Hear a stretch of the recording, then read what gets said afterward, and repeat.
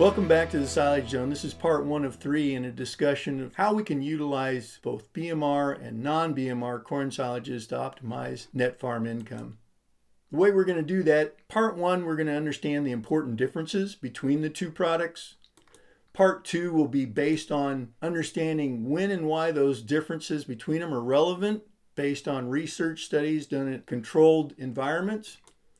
And then the third part will be looking at that net income piece. So let's look at the differences. BMR.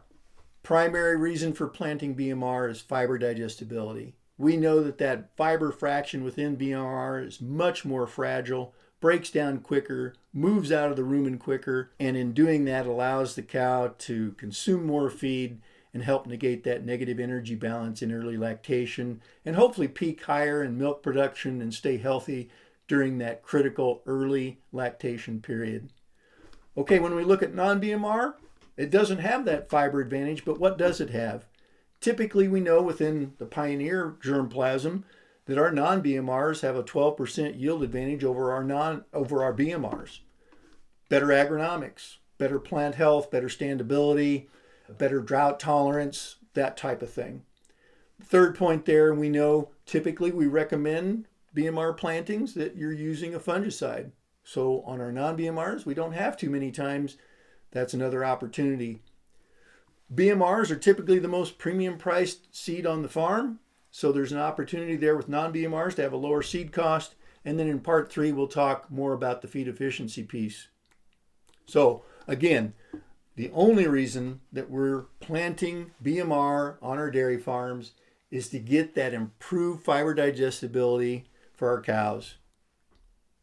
What we have to understand, and we'll talk about this in depth in part 2, is when and why are those differences relevant?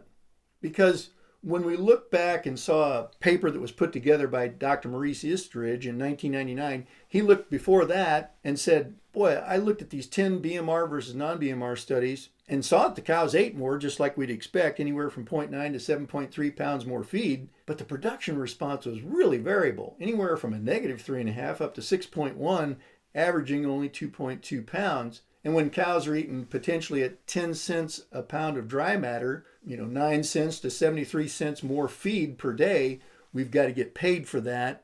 So we want to understand when and why those work. One of the things that I wanted to bring out, that you'll see this slide again in part 2 and part 3, were the differences in these studies of the fiber digestibility between the two products used. Just so you know, there were some distinct differences between the fiber digestibility. So the first one we're going to look at Michigan State in part 1 here, there was almost a 30% difference in fiber digestibility as they measured it then. So again, very different products. What I want you to look at on this slide for this study is in red, that in this particular study, all they did was begin either feeding BMR or a non-BMR the day after calving. There was no BMR fed pre-calving.